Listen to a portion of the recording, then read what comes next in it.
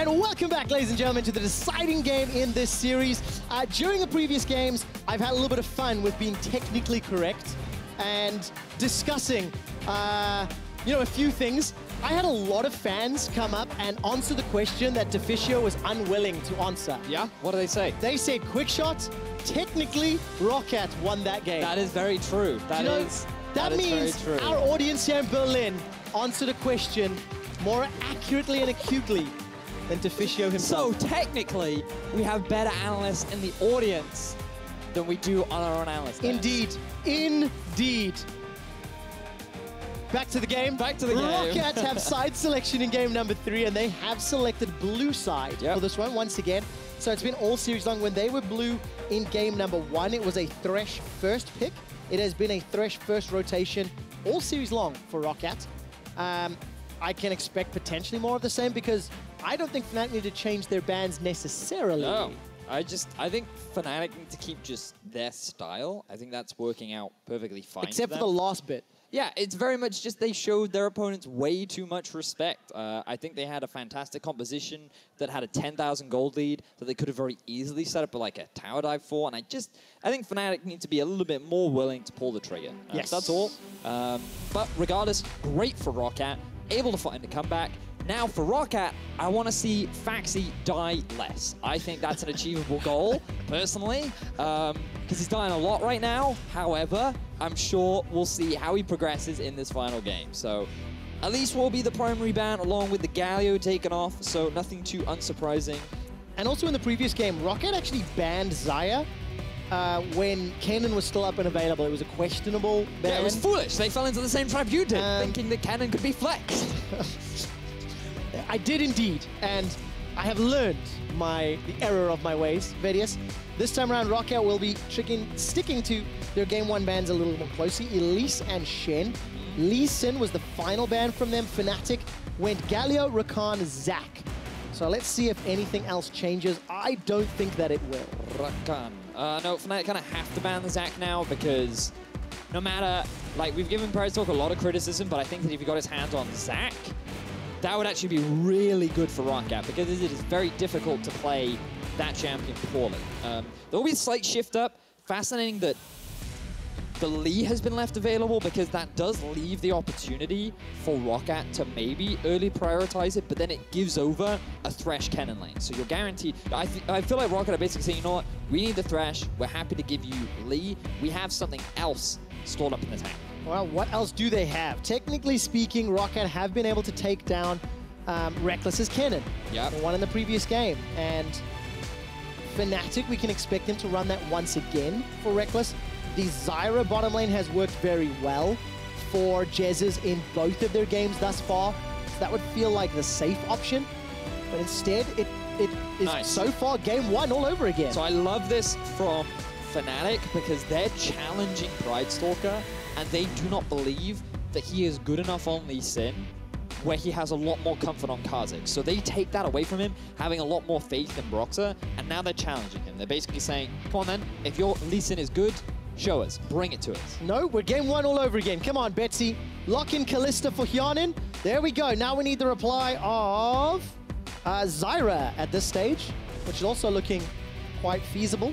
Yeah, but bear in mind, Roccat lost game 1. They did indeed, but game 1, Syndra was available. It was picked. This time around, it is not.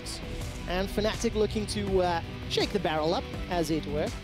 Are you getting baited by a hover? Okay, it got locked in right at the end. I said that I was going for the punt. Interesting, because Gragas, really good flex pick. Can be moved to both support, top, jungle. We've even seen a mid. I love it. Technically, you are so correct. I'm not technically, I am correct. Gragas has been played this split too in both the jungle, a lot by Cersei, and in the top lane. Where would you expect it, though? I would expect it on Mr. Soaz up in the top lane, especially with Kha'Zix and Kennen already locked in. But I know Fnatic like to do weird stuff, so there's no reason as to why it couldn't go support, which is why I'm a little hesitant. However, initial expectations are it will be up in the top lane, and Fiora is up and available, which is quite exciting. Given that I feel like she is a super strong top lane that does super well into tanks right now. Of course, Cassiopeia has now been locked in. We anticipate that going to Caps. but Huni has played and won a game with it over in LCK in the top lane. I have to throw that out there for some fun. The reply from Betsy will be the Victor, and it's going to be a cleared potential. Let's see. Foxy has got a number of carries in his past, and with a lot of the control that a Thresh and a Victor can offer team fights, the split pushing power is locked in here. Fiora into the anticipated Gragas. Unless Jesus takes it enough, so as takes something else. Watch my wisdom pen. I will rub my wisdom pen, and I have a strong feeling that damn, they had to hover the Lulu first. I was you had to ruin my prediction. Regardless, if you'd set the champion first instead of trying to play with your pen, yes, maybe you would have been fine. The lesson has been learned. It looks like that will be the Gragas up in the top lane, so is more than happy to take that matchup. Especially, I would make that argument that's fair based on recent performances of Faxi. He is a laner that you can easily punish with repeated jungle ganks, especially during the early game, because it feels like Pride Stalker does not offer much support for his lanes. No, and he's not a jungler that's not going to be able to offer support very early on. Pride Stalker, of course, his Warwick game in game number 1. 40 minutes long, dealt 1,400 damage. His infinite duresses were non-existent, and we need to see more of that. Let's talk team compositions really quickly. Feels like Roccat have got a lot of utility in the kits. The Victor, the Kalista, the Thresh, a lot of tools for picking off, for disengage and engage. Roccat have a very skirmish-heavy composition with the sort of wave clearing utility provided for by Victor, because the thing about Victor is he's kind of like an all-class well-rounded mid-lane mage that can provide a number of uses. His biggest issue is that he can't really go off onto a side lane. But when it just comes into dealing with Cassio, not only is it a good mid-lane matchup, but he'll be fine off holding her in that side lane too. In terms of scaling, Roccat certainly have an edge, which is something they can play around largely because of the Fiora. And I'm excited to see if Roccat can get to that point again. Scaling on the side of Roccat against a Fnatic that haven't been able to finish a game sooner than 40 minutes today. Ladies and gentlemen, in Berlin, putting their hands together. Can Roccat take down another king? They defeated G2 when G2 sat on a throne, and temporarily Fnatic hold claim. Roccat are coming for the kings against Fnatic.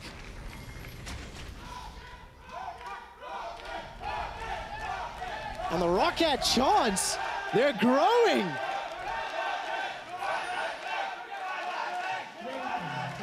A little bit of back and forth here in the audience, Vedius.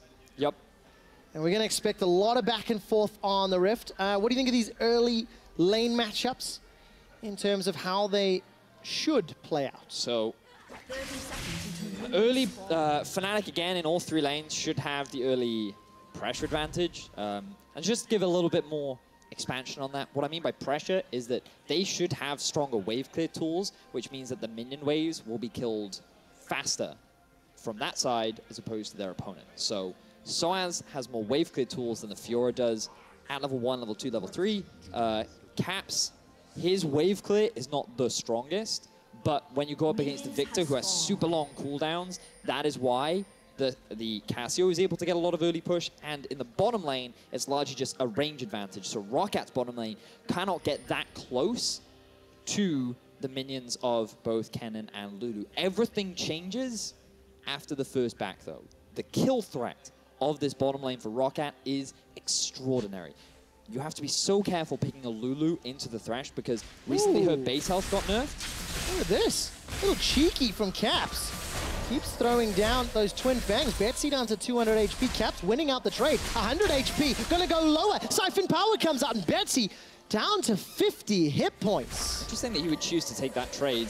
Bear in mind that the reason why that's risky on a Cassio is because it actually costs a huge amount of mana to use those fangs. And Betsy was relying on the fact he would run out of mana so that Betsy would be able to win out on that trade overall. But because Caps hadn't used any other mana on the minions, he was actually able to come out ahead, especially popping that Corrupting Potion, enhancing his damage as well while the trade was going on. So Betsy struggling there on the level 1. And that's exactly the type of plays we've really come to expect out of Caps this summer. You know, had mixed showings in spring, showing up multiple series this split. And Betsy has been able to sort of contain him in the laning phase. They've gone even a lot.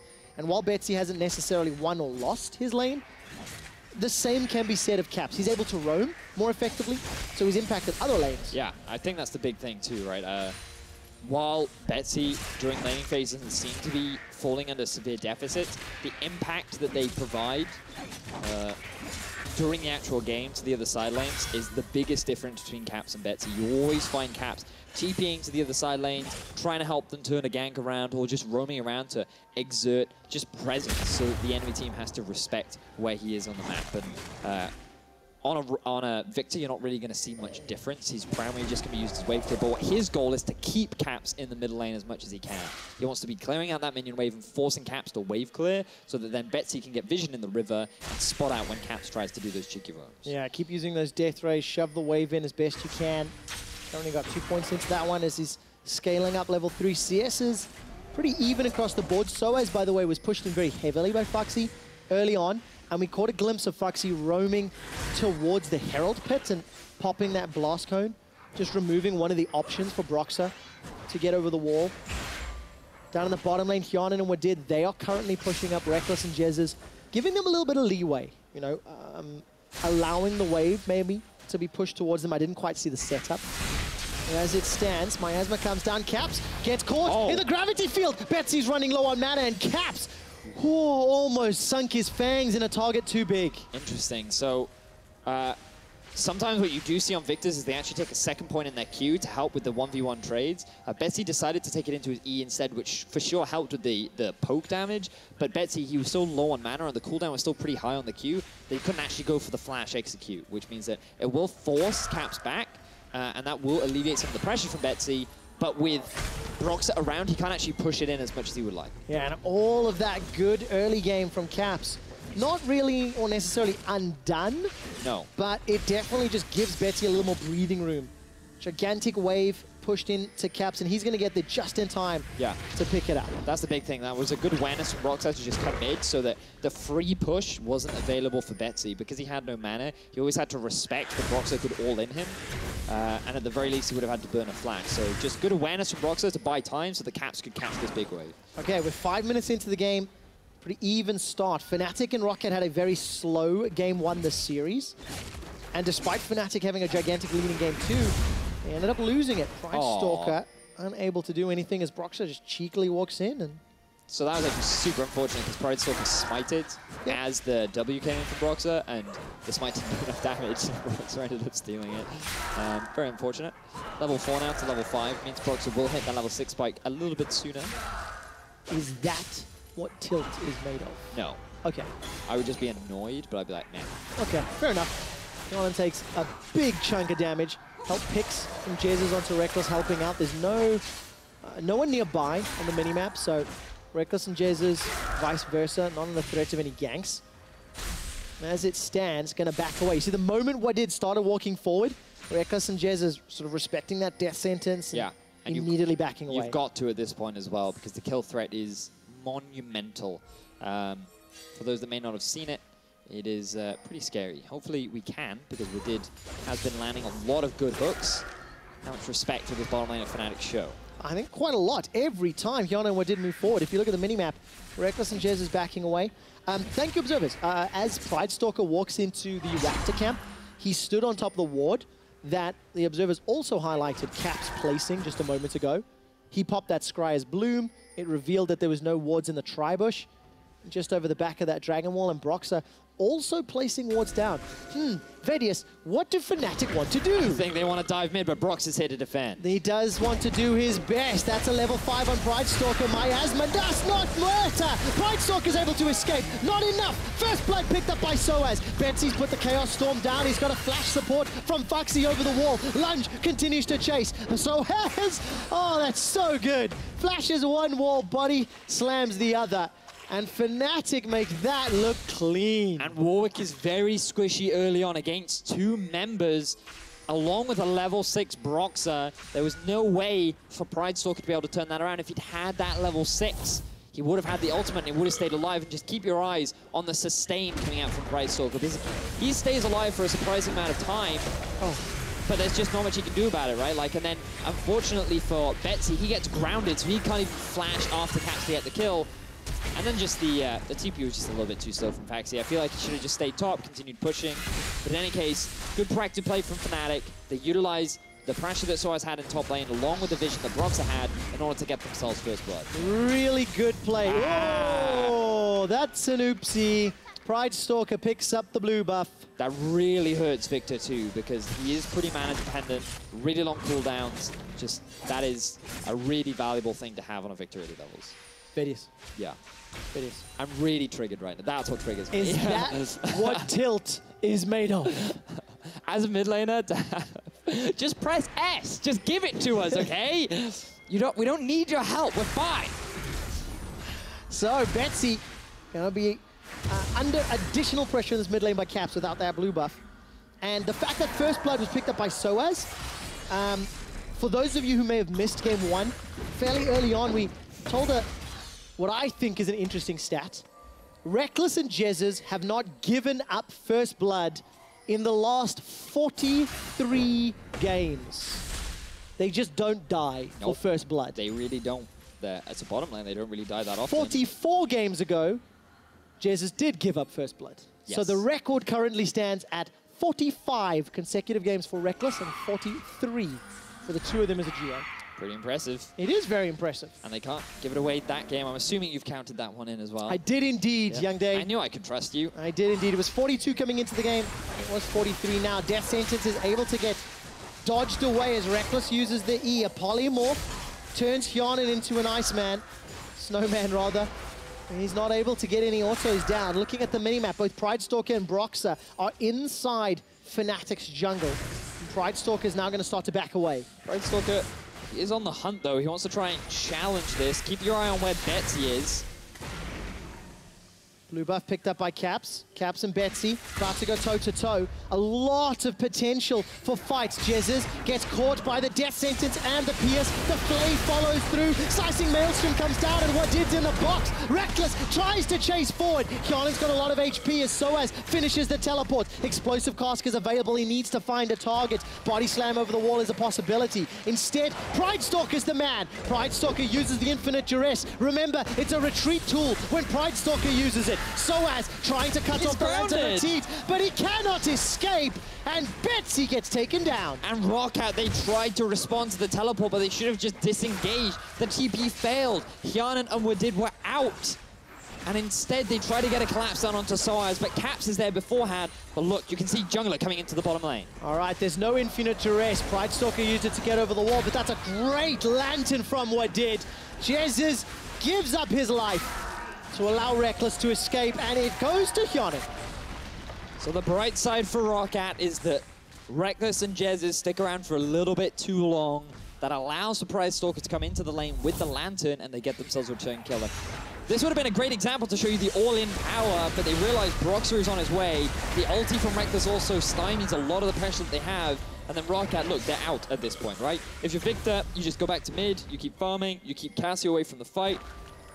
If you're Warwick, you just leave. But you think, oh, Caps is right behind me, Brox is in the river, Soaz as well. Like, maybe we can win this fight. And the grounding there prevents him from being able to take the Lantern along with Soaz's giant body standing in the way. Just, these are the common things that we do see from Roccat. They don't think things through entirely, and they end up getting punished for it. But this was a good play from Roccat. They do, in this instance, punish Jezzes effectively, and they get themselves a return kill. It's so great to see the player reactions from Betsy into an instant reply from Roccat. They're able to at least get a kill down. And I mean, it's a 600 gold game. Tower First Blood is still available. Despite the fact that Fnatic got First Blood and now the First Herald, it is still very, very close for Roccat. And Hyanin getting the kill is a great sign. CS advantage for Foxy in the top lane is also a good sign. And it looks like Roccat going to get a lot of damage on this tower. They may even be able to get First Blood. You're seeing a classic Fnatic move where they take Jezzes and send him off to another lane to guarantee that Rift Herald and then try and push down mid. Soaz is looking for Betsy. I think he pulled the barrel short, or it was flashed away. I missed. Somehow Reckless is caught up in the bottom lane because Jezzes was mid lane. Because this is the point, right? When you go for that play mid, you're trading the bottom tower for the mid lane one. And while we were just praising the bottom lane of Fnatic for so many few deaths, they just give away so many free kills, so many free objectives. They don't get the mid tower. Faxi's going to be hitting onto that tier 1 in the top. Roccat going to be hitting onto that tier 1 in the bottom. And that's going to be 2 first blood towers going in the favor of Roccat. Well, the first blood as well, along with another tower. A big gold swing, 1,500 gold here for Roccat. Hyanan takes down the second tower that will extend it even more. And about half an hour ago, near the end of that second game, Veres, I said, do you believe in miracles? Roccat did, and it's given them all the confidence to make plays like this. So much distance covered in such a short amount of time. With the ultimate from Kalista, followed by the Lantern. Such a great combo. What did the hero? Another great play. He set up the kill with Pride Stalker, follows through onto Reckless, and now Fnatic have to play from behind. This bottom lane's really good. It reminds me of when we first had Rodid join the LCS back in the beginning of spring, and he said, I don't just want to be another Korean import. I don't want to be that, you know? And he, in his first split, did not make a big name for himself. He didn't make a splash. When they started on their win streak, things looked more positive, but now it is, you can't just think of him like that. He is a standout performer on this Roccat lineup, and he is a big part of their success. Oh, just got an update from production, by the way. Broxa did not complete the channel on Rift Herald in that previous fight because of the gravity field. And they lost summoning the Herald. Damn. Outplayed. There you go. Despite the fact that Fnatic secured the objective, they were unable to summon its power. That's like the worst utilization of Rift Herald. Yep, because you're not utilizing it. Exactly. So technically... No, don't encourage this, okay? I put my foot in my mouth earlier, and it's going to keep coming back to haunt me. Impressive with your bones. Looking at mid lane right now, Capsy sitting on a ward. All right, sidestep. Wow, gets caught out on the absolute tip of that gravity field. Flash is still available for Caps. He's going to slither to safety. Chaos Storm unable to take him down, but there's support coming from the rest of Roccat, and they've set their sights to the tower. Yeah, they have 5-man unit. They land it! Pride Stalker uses an ultimate. It allows Foxy to pick up a kill. The barrel comes out from Soaz before Pride Stalker goes down. The mid outer turret is the focus. Roccat take it down, trade 1 for 1, and they're not done yet. And Roccat, they may have lost their jungler, but they get so much back in return. 3,000 gold is currently sitting in the pockets of Roccat as they gain control over the entire map. This is a different Roccat, and quick shot, look, all I wanted this game was for Faxi to die less. He is 1-0-0 right now. He is head of Soaz in terms of farm. This is the game for Faxi. Faxi died 19 times combined in games 1 and 2. Great start for him then. Exceptional start. And I've got some other interesting numbers for you, by the way. Roccat won game 2 of this series after being down 4,800 gold at 20 minutes. Right. The only other team to come back from a larger gold deficit this year was G2 Esports. Do you want to know something interesting? Go on. Both of those comebacks were against Fnatic. Oh. It gets even juicier. It was game 3 of the series in week 10 for Fnatic, where they almost took down G2.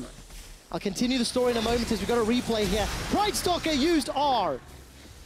Very straightforward. Oh, do you see this? So straightforward, in fact, that you even get your own cinematic. And it's unfortunate for Pride Stalker. He got polymorph, got tower aggro. He couldn't get out because once you go in, you don't really have the same sort of disengage tool. So Fnatic, they do respond with the kill. But as said, the tower still goes in favor of Roccat, so it's all Gucci.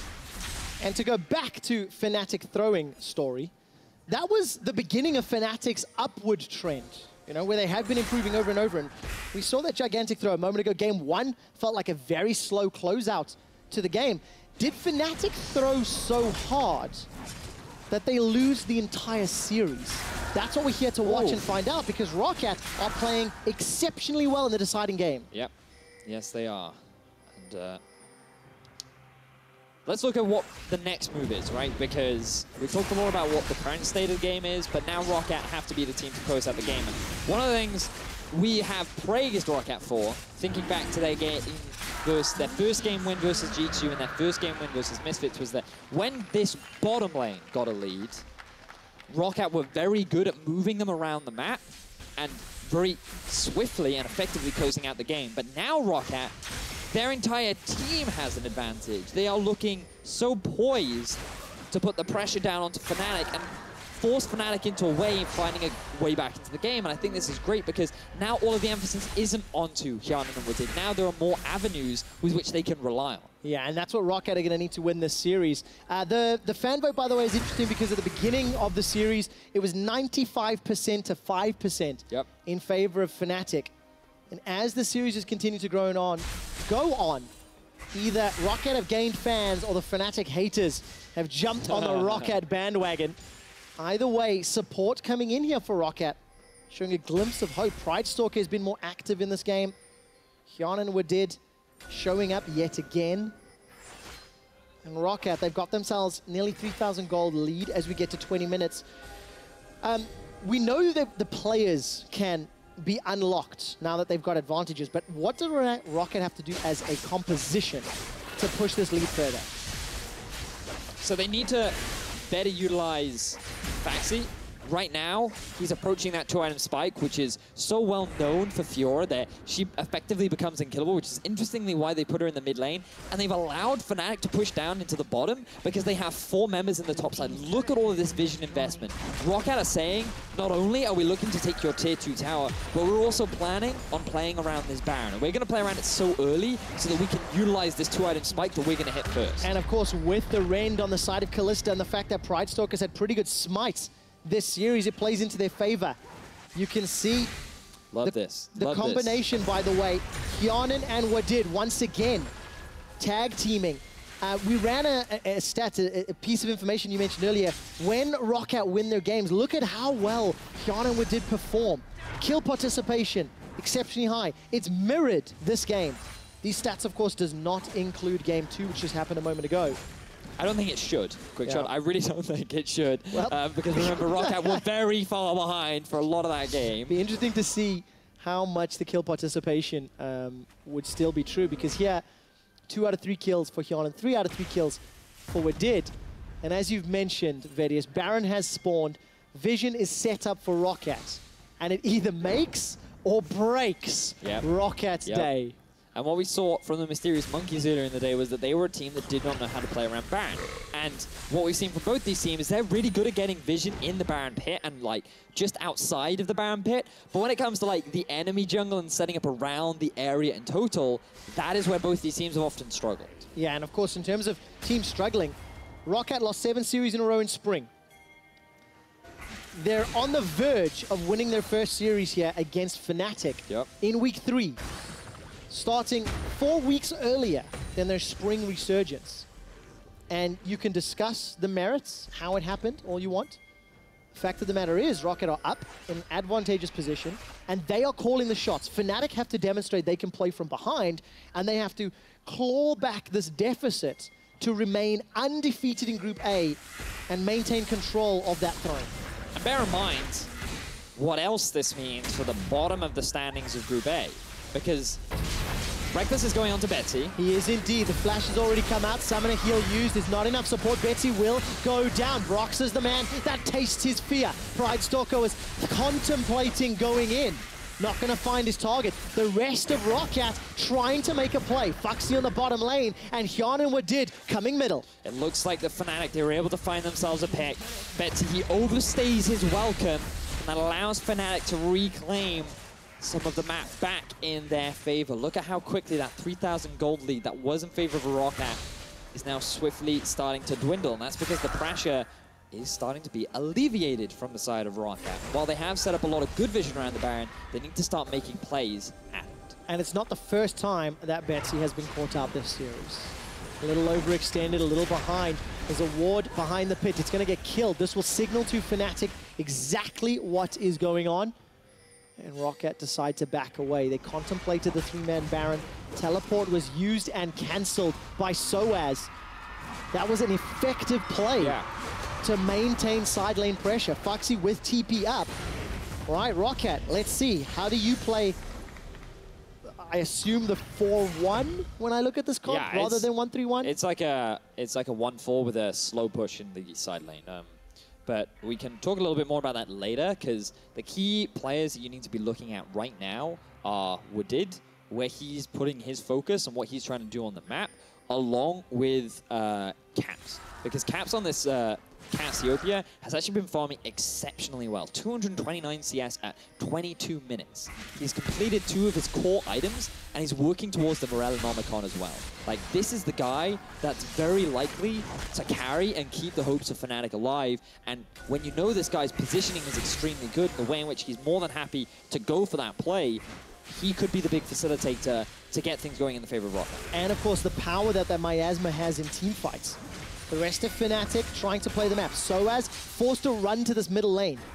As the two teams start to collide head-on, Soaz with no TP means he's backing away. Fnatic have played 1-3-1 what feels like for 3 months. It's something they're getting better and better and better at. And now, oh, so good from Broxer. Uses that ultimate just to get out of range and movement speed to escape. But that is just not available for the fights. Yeah, again now, Roccat, push the vision up. That's it, right. So you have the jungler with you, and then you move into the enemy when you have that kind of pressure. Soaz, again, doesn't have his TP. A lot of deep wards now in favor of Roccat. And at this point, what you want to do is you still have 1 ward left on Wadid. It's super risky to go for this Baron. Very, very big risk, but they are posturing around it. They're going to start. All right, Baron gets triggered and instantly backed away from. But there are no wards left. Look, look, look. So you have 1 ward left on Jez's. And this is... the problem is Roccat, they don't have enough vision in their inventory to be able to fight back Fnatic in terms of their vision control. They do have 2 sweepers on the side of Roccat, but it's exactly the same for Fnatic. As long as they have these 3 blue trinkets too, they can always keep an eye on it and just keep stalling the game out. The tension continues to build. That gold lead has gone. 2,000 gold at 25 minutes is just not significant enough when you look at the itemization. 1 and 2 item breakpoints across the map. Hyanan, the only one with a little bit of advantage over his opposite number. In that, he's got the QSS completed. While Reckless is still looking to build. And again, Roccat are going to start this one off. Fnatic need to get some vision. Broxer uses those Void Spikes. The blue trinket comes down. It's instantly denied. Baron had a whole bunch of Ren stacks loaded up. And so as this time round's completed.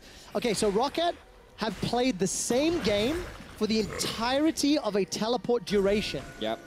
Is it enough, Vedius? It doesn't feel like it right now. And I just think Roccat is scared, right? Which is understandable because they're 1 win away from being able to take a series off of Fnatic. But they're just so mindful of the fact that Fnatic are good. These guys will respond whenever they see you, even slightly out of position. And now it is Fnatic who have full control. They're going for the Baron. This is it. All right, Roccat have got the ability to steal. Got a Mountain Drake on their back. They've got Fiora pushing the bottom lane. That's a great death sentence onto Caps. He instantly gets Wild Growth. Teleport coming down for Foxy. Baron's going very, very low. Stolen! Pride Stalker wins the smite fight once more. Foxy gets another kill as Reckless returns with 1.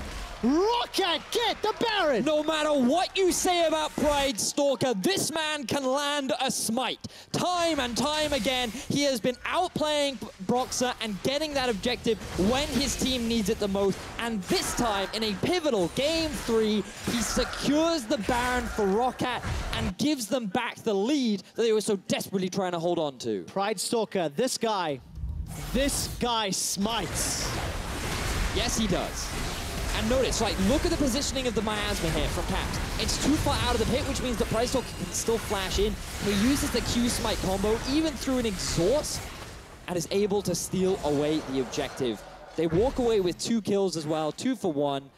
And Pride Stalker, the man, this man could be the reason as to why Roccat are able to win out on this series. Such a polarizing performance. Like, the amount of poor plays and the amount of good plays. Oh, it's interesting. Roccat extend their gold lead, 4,000. They get their 2nd dragon of the game. They have a Baron that they can use this time round. They were aced when they got their last Baron. And Roccat are on the verge of taking down Fnatic. That is not a sentence that I was expecting to say today. Nope. I was expecting today to be some quick 2-0s. Roccat, based on their recent performances, were not looking good. But Hyanan's champion pool was not challenged. Pride Stalker has found champions that he's made work, and now we could see Exciting 1v1. All right, Foxy's got a QSS, so even if he eats the Petrifying Gaze, he can deal with it. 2-0-0 for the man that died 19 times over the last 2 games. There's Void Spikes coming out from Broxo and the rest of Fnatic. They've cleared most of the way. And look at the pressure now Roccat's exerting. Think of the difference between Roccat and Fnatic, because Fnatic had such a big gold advantage against Roccat at this point in game 2, yet they were not knocking on the doors of the inhibitor towers. They were playing reserve, they were playing calm, they were playing patient, they were showing way too much respect. Whereas Roccat are like, yeah, we're taking your inhibitor towers right now, and we don't care what you say about it, because we know we're strong enough to fight. Death Sentence is once again sidestepped by Reckless. The inhibitor's the focus for Hyanin as Wadid backs away. He can use the Lantern if necessary. Another tower falls in the mid-inner. And Roccat, 7 towers secured at 28 minutes. They continue their 3-lane siege. Yeah, the 1-1-3 coming out for Roccat. There's still plenty of mana on Betsy to just keep the wave clear going. There's 47 seconds on this Baron. Roccat want to guarantee that inhibitor. With this minion wave, they should be able to go for it. But now there's a 4-man unit of Fnatic rather than the 3-man. Caps has got that Banshee's Veil, which will at least slow down any sort of engage up in the top lane. Soaz forced to use the ultimate to kick Foxy away. Grand Challenge was issued, not able to be completed. Roccat, though, get the inhibitor with 3 minutes of Baron. And that was only allowed to happen because of Foxy. He is 3 levels above Soaz. He is more than capable of winning out on that 1v1. And now we're getting to a point where you have to backtrack to the draft. Lulu being picked into the Thresh, Gragas being voluntarily picked into the Fiora. At this point in the game, these champions did not provide the same sort of value that they did during the laning phase, and if Roccat were ever able to get to a late game point, Fnatic's team comp was always going to struggle. And right now, you can see the pressure that they are being put under. Where was this Roccat in earlier games? Vice versa, what happened to Fnatic this game? All started to fall apart. Pride Stalker picked up a couple kills. What did that 2-tower play 20 minutes ago, where Foxy pushed top and what did was able to catch Reckless while the rest of Fnatic was sieging mid. Maybe Rift Herald, that play, that moment is what turned it all in favor of Roccat. It could have very well have been. I feel like the Fnatic, you know, again, just backtracking to your question in all seriousness, did Roccat win or did Fnatic lose? And regardless, I think this game, Roccat are winning. Yes. Right? This is not like, Fnatic, sure, they've made mistakes, but Roccat have been playing this game fantastically, and this is not the same Roccat that we have been seeing in game 1 and 2. And this is exceptional. This makes the group so much more exciting than it is this time in the spring splits. If Roccat are able to take down a #1 seed in the group before the cross-group play begins, G2 will have a loss to their name, Fnatic will have a loss to their name, and Roccat will have an unexpected win. So the majority of analysts and expectations looking at the splits. And the irony of this all is that Roccat couldn't beat G2 with 3 subs.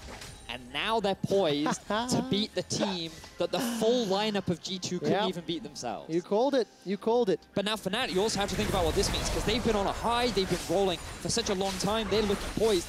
Remember, going back to that Twitter vote, people believe that right now Fnatic is the strongest team in Europe, and they have been pushed against the wall by Roccat.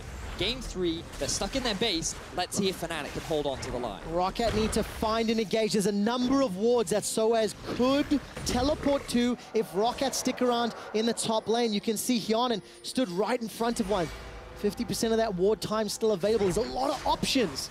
And Roccat, they're also dancing with the devil. Got to be so careful. Death Sentence goes wide. And Roccat are continuing to siege. They've not stopped since Baron has worn off. There's a lot of money sitting inside a number of members. Foxy fighting 3. Grand Challenge not going to be enough this time around as the riposte buys a little bit of time. Pops a Vital for some lifesteal in a second, but the tower falls in the top lane. And Fnatic, they've been able to buy themselves some time. In fact, he made a big misplay there. Soaz getting a great barrel, allowed Reckless to catch up to him. It did cost him his flash, but with only 4 members, Roccat know they cannot continue the siege. With 25 seconds on the Baron, Foxy will likely be available when the Baron comes up because he has his TP, and Fnatic, they just have to use this as an opportunity to reclaim some of the vision in their half of the jungle so that they can try and contest it, because that is their best opportunity at coming back into the game. Look at the damage dealt to champions this game.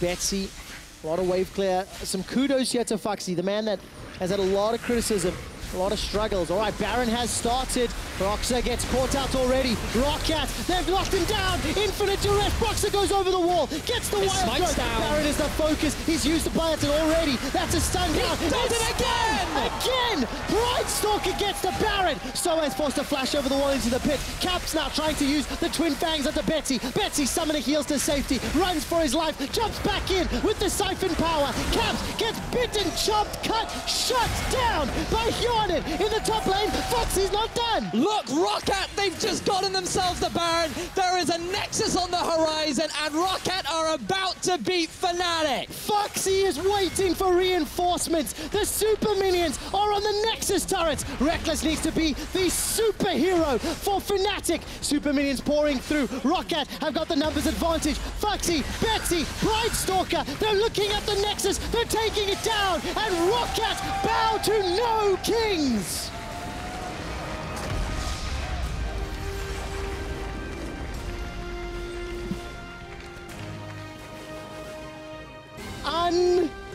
Unbelievable series. Except for Roccat fans, who always believe that 5% from the start of the show or the start of the series, they always knew. They knew that they could do it. And my word, what a show. Game 3, this team stunned Europe as they got a convincing game victory over Fnatic. Game 3, all about Roccat. Game 2 is going to go down in the annals of EULCS. Ever was there fiesta more like it? I don't quite know. And it's tough. It's tough. You can see the looks on the Fnatic players. A series they should have won. Yeah. A series where they were up 10,000 gold at 30 minutes in game 2. Yep. And no one believed it. No one ever believes that. We didn't believe it most of that game. Like, even for the majority of game 2, like, we have to be honest, like, for a lot of that, we thought that Fnatic would still win. Like, sure, Roccat were fighting back, but the expectations were like, and it'll still go in the favor, but yes. I have to say, Pride Stalker, I've given you a lot of crap. I have. I'm sorry. We have. Yeah, we have, right? But your smites, they're almost as good as Shooks. Roccat came out victorious against Fnatic. Let's send it over to Shooks to talk about game 3. Well then, Roccat called them Lannister because they are the Kingslayers. Which she, by the way, stole because we used it in week 1. Oh, did you? Well, I actually did not register that. It's so fine. I'm gonna actually consider. It works. But anyway, a couple of things. Roccat, fantastic victory, the reverse sweep versus Fnatic. And you actually want to say that you thought that this was obviously a clearly very convincing victory, but you also thought that Roccat did more in game 2 that we're giving them credit for. Well, game 3 specifically was where. So I 100% agree, like game 2 was all over the place. Oh, that's not what you just said. My point was that game 3, I actually didn't feel like that was a fiesta at all. Oh, no, not at all. As people were talking about, I actually think game 3, Roccat played extremely well. Which is why they deserve full credit for that. Game 2, hell yeah. Okay, hats on, no sorry, I fun, misunderstood. go crazy. That was all over the place. But game 3 was a legit Roccat win. Absolutely, and we asked the question, will this be a boost for Roccat? And yes, they close it out, but we do want to highlight a couple of objective plays, and the Rift Herald is one that we have a replay of Cabo Shard. It's unlucky. Yeah, I think it was pretty... they didn't think it would happen like that, Fnatic. Right now they want to make a play into top, and they have to get first blood tower, so they want to do Rift as soon as possible mid, and then... yeah, we'll see Victor ulting, cancelling it, like... and yeah, I don't know, then Kennen dies bot, they lose bot tower, they try to make the play on Victor, but he flashes it. Like, I actually thought it would go back on cooldown, but it disappeared. So, it's important to remember, I mean, a lot of people don't actually know that Victor ulti will interrupt channels, so obviously interrupted him right there. And as Cabochard was talking about, like, Lulu was up there, like, they literally sacrificed bot lane to try and get Rift held and get a tower. And that was a tipping point, according to you guys. Exactly, because then as soon as he gets interrupted, there's no Rift held, there's no tower. Source misses ulti on his engage, so there's no kill. Reckless stays bot lane, so he dies with the tower. Gave actually quite a lot of gold to Roccat, and then he used that to then get another turret right after.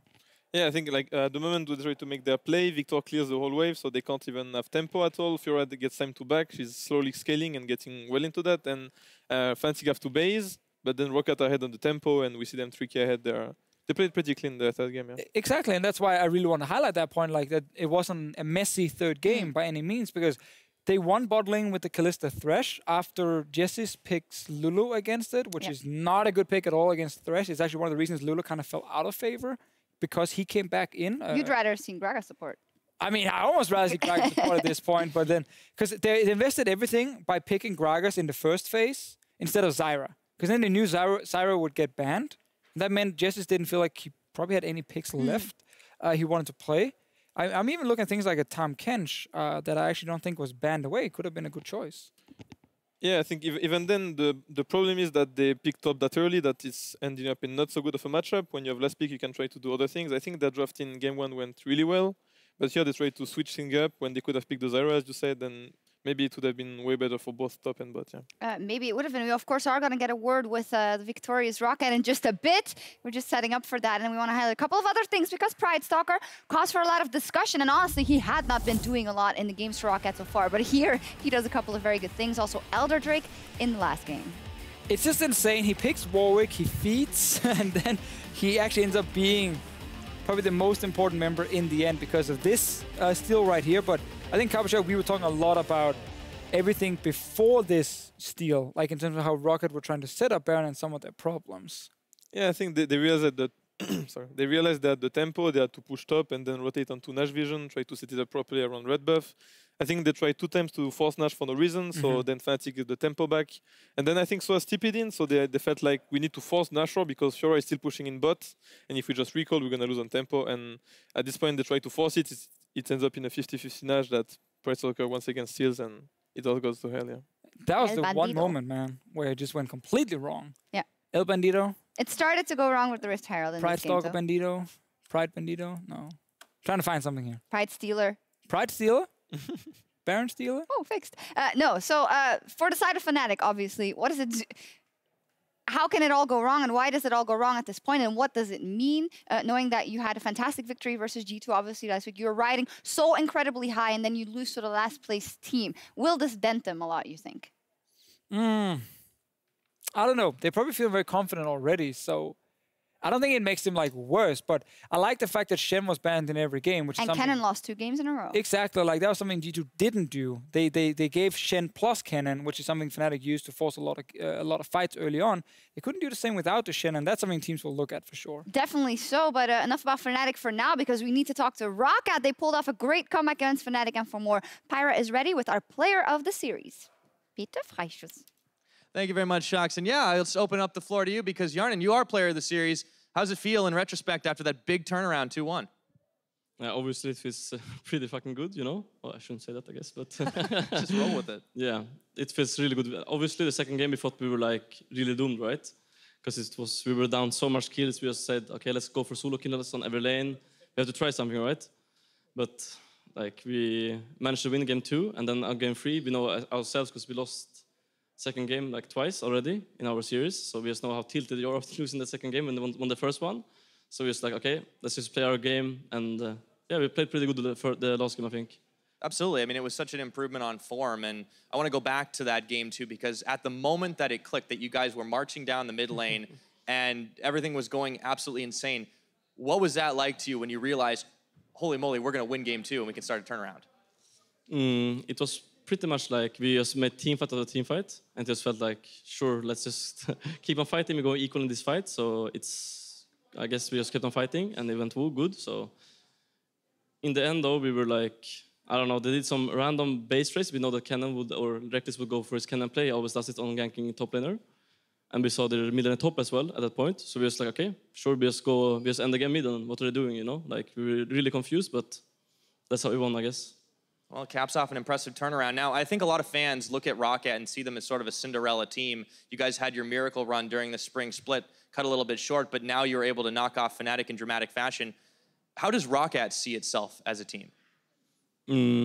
I think we were really disappointed last split. Obviously, we didn't go to playoffs after we went like 6-0, I think. Or I don't know exactly what it was, something like that. And we were pretty good at that time. And then we changed jungler, so it was like we kind of had to start over all this process again because we did not go with the same lineup. So we had to start over and learn everything new, what we're gonna have to do with the team and all this. So it was like really hard now in the beginning, the first 2 weeks, to actually like show like our scrims are not great. So it's really hard like to get the I don't know how to say it. It's like I don't know actually. It's really hard actually to answer that question. So you guys had to basically kind of pick things back up from square one because you'd brought in a new jungler and it's just such a fragile state of things. Yeah. Is that why it was such a rough time for the first weeks, including losing to the G2 sub squad?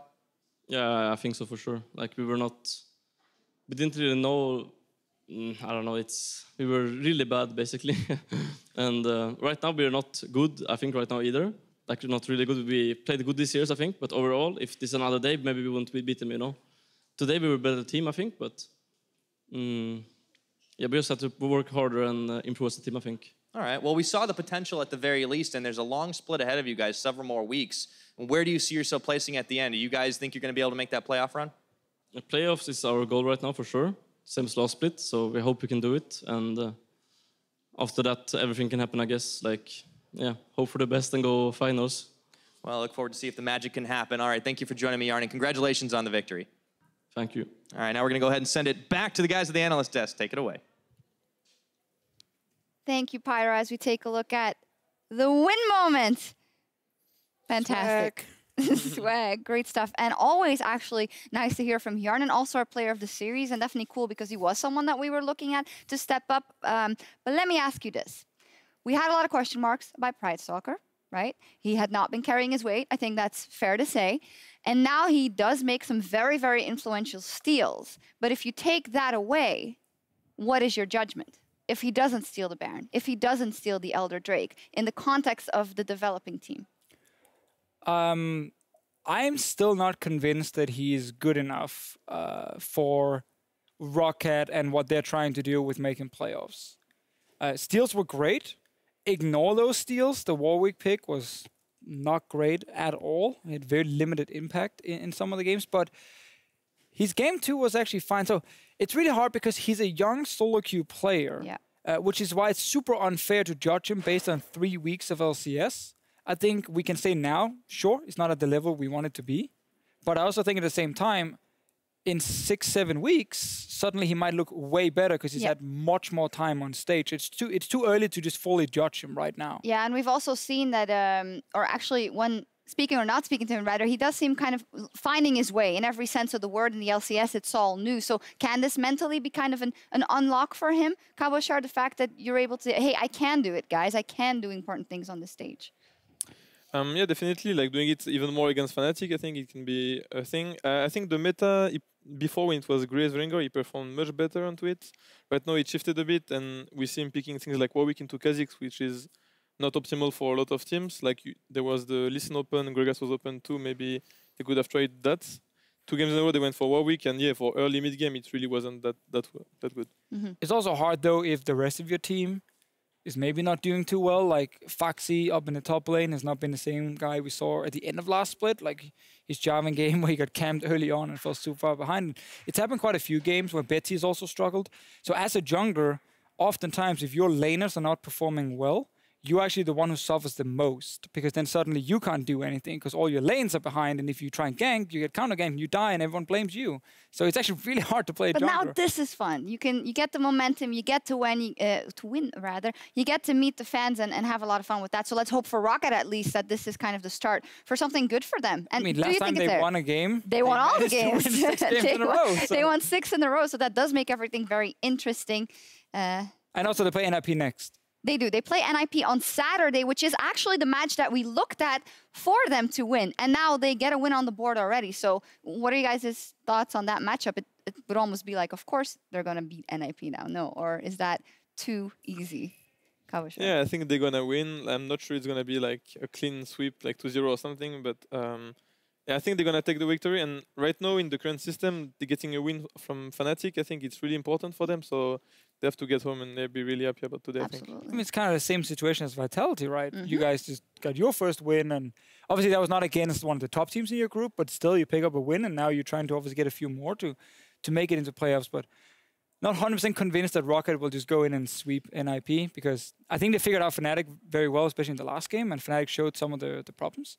But I'm not sure Roccat is just going to be the same team we saw at the end of last split all of a sudden. Yeah. Before we move on, is this the end of the Cannon pick? No. No. It is not. All right. Cool. We're going to take a look back at our first series. As you mentioned already, Deficio, Vitality also booked their first series victory up versus the Mysterious Monkeys. For people who might not have seen it, Kabashar, what did it come down to this series? I don't know. I haven't seen it either. So. How do you think it did?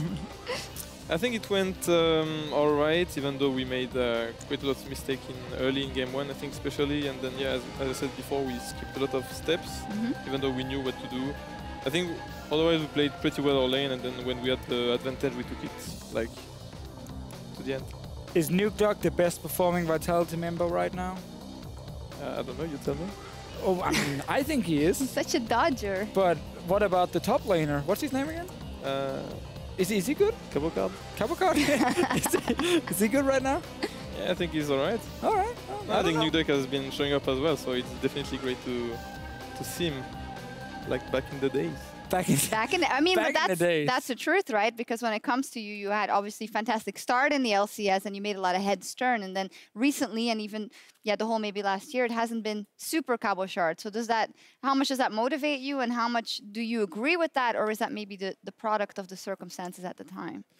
I think it depends on times. I think last summer, I definitely underperformed, but towards the end of last split, I think we all together, like individually and as a team, we progressed a lot, I think, even though it wasn't showing up that much on stage. And right now, we actually took it pretty well onto scrims, for example. And actually, I think all of us are really good, and we just need to keep improving, and we can definitely be a really good team. What's been the process like with Yamato Cannon? What is he?